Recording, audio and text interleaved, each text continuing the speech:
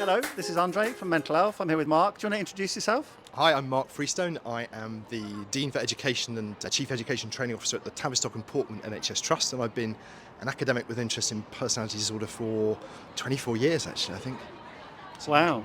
And you've been to BIGSPD once or twice before. What's your relationship with BIGSPD? But I started at BIGSPD in 2005, I think, where I was presenting for the first time on my work on the Dangerous and Severe Personality Disorder programme. We got some money at the University of Nottingham, myself and Nick Manning, Chris Evans, all at Nottingham. We got some money to do an ethnographic study of the Dangerous and Severe Personality Disorder programme, which we thought was a good wheeze at the time. But I stepped into this not knowing really much about personality disorder at all, and certainly not about the world of forensic mental health.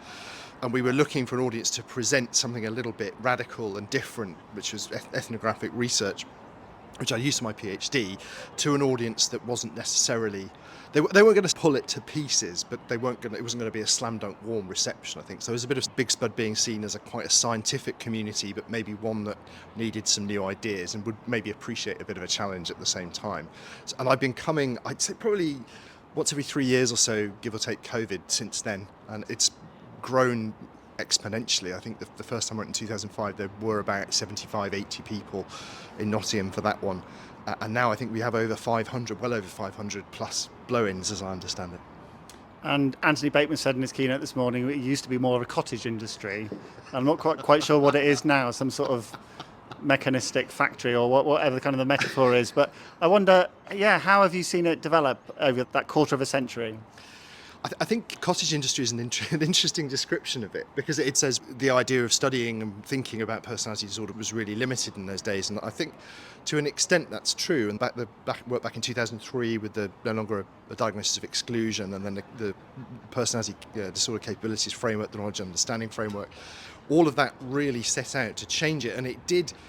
To an extent, personality disorder, not BIGSPD, was the cottage industry, because it was a very small number of mostly white male clinicians and a few researchers getting together to share their opinions and research evidence about what this thing called personality disorder was. And we had presentations here in 2024 where people are saying, it's not really that, it's not really this, it could be this and it could be that. So there's still that sort of uncertainty, and you can accept a kind of nihilism, I think that word's been used as well, about that, and say it's all just a waste of time. And it's interesting, I think back in 2005 I had that, was just stigmatising and none of the science makes sense, just throw it all out.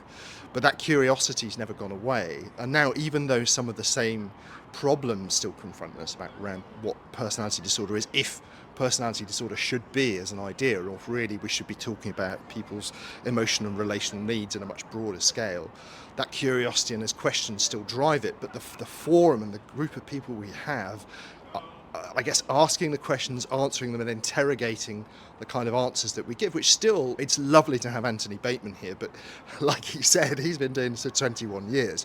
We need new voices, we need new perspectives, and it's great to see that coming into BIGSPD. And I'm pleased that it's grated against the establishment or the cottage industry over the years, because if it hadn't, it would have all felt a bit nicey and a little bit like, oh, we're getting a little bit too close for comfort, because I think the voice of service users isn't going to be homogenous across the board. And just thinking about, again, the idea of personality disorder, there are some people for whom that's a transformative diagnosis that gives them hope, stability and identity, and some for whom it's a horrible, stigmatizing thing that they don't want anything to do with.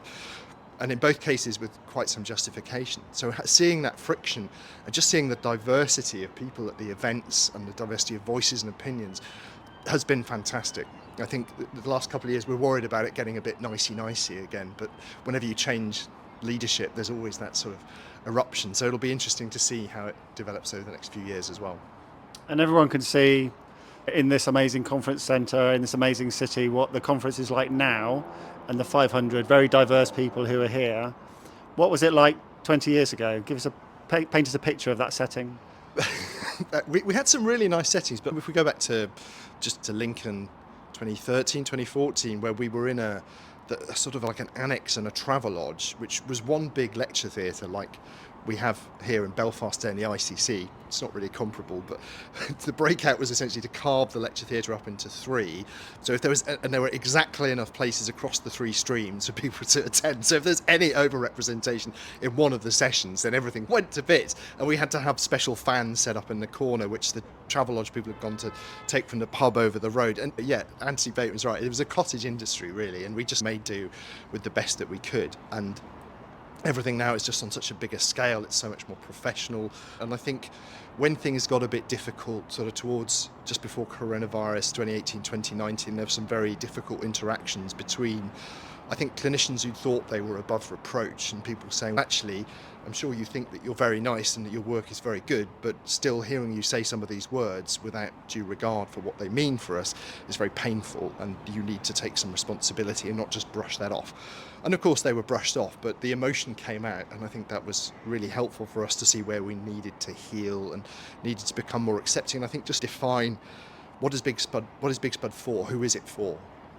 And try and make sure that was inclusive and not exclusive, because it really was just for clinicians who did a bit of research back in the early noughties, mid-noughties, and now it's for pretty much anyone with an interest in personality disorder or complex post-traumatic stress disorder, and that's fantastic. It's just so liberating to come here and feel there isn't the tension, there isn't the antagonism, there's a shared sense of purpose. And we'll see how that develops, but it's really, really positive at the moment. And it's easy to be positive about the journey that the organisation's come on, but what's been lost in that, do you think? Is there anything that used to happen that we don't have anymore that you miss? Yeah, I think so. The two things are the relationships with forensics and the relationship with quantitative science. Quantitative science is incredibly powerful, and now we have things like machine learning, generative AI. It actually has much more transformative potential for our services, for the way we commission, for the way we assess quality outcomes, things like that, and yet it's gone really quiet. There was a keynote presentation today where a slide showing a mediation interaction went up and then it went down half a second later, and nobody, because I suppose the assumption was nobody knows what a mediated logistic regression interaction looks like or what it does or what it's for, but that part of the science is still going on, whether we choose to acknowledge it or not. You can't escape it, but I think it's something that's really got lost in the process as well. So it would be nice to see that coming back a bit more. I think that's a really important point. I think maybe I can ask a sort of follow-up question about that. I mean, I've really noticed at this conference, it is almost exclusively small, qualitative or kind of service development research that's being presented. It's very unusual that you get a randomized controlled trial or even a systematic review every now and again. And I'm conscious of Sonia Johnson's work. She's talking later on this afternoon, giving a keynote. She's done lots of systematic reviews in this area and has found a dearth of evidence. But there are trials going on. And as you say, there's lots of kind of more sciencey work going on. What's the gap? Why are those people not? Is it that they're putting abstracts in but they're not being accepted? Or are they just going to another conference somewhere else? It's sort of chicken and the egg, isn't it? It's a problem that I think there was a period where sort of, and this was outside the current leadership, scientific abstract were getting knocked back for being too sciencey. But I think that then becomes the sort of core of the issue is that people don't put them in anymore because they don't think that, and it gets knocked out in favour of practice and qualitative research. Now, I'm methodologically very, I have equipoise, I like all methods equally. All methods are good methods provided they're robust, right? I wouldn't say that it's good to exclude any methodology, and it seems like it's now a sort of self-exclusion of the quantitative research. I also think sometimes, so in last year in Glasgow, we had a very quantitative presentation that didn't always go down. I think because the culture of presenting scientific papers isn't always reflective, it isn't always compassionate. It's just Sabine Herpert's yes, that talk. Yeah, I thought it was an amazing talk. Yeah, I thought it was a very instructive, powerful and well-designed talk. But there was a lot of sort of resistance from the people I spoke to about the way it was presented. I think the way it was presented more than anything else. And it is very hard to talk, say, somebody who doesn't know what a mediation model is through what exactly that means. And more importantly, how it can apply to practice. It takes a lot of skill. And that skill, even on our sort of senior scientists and clinicians, maybe needs a bit more development work.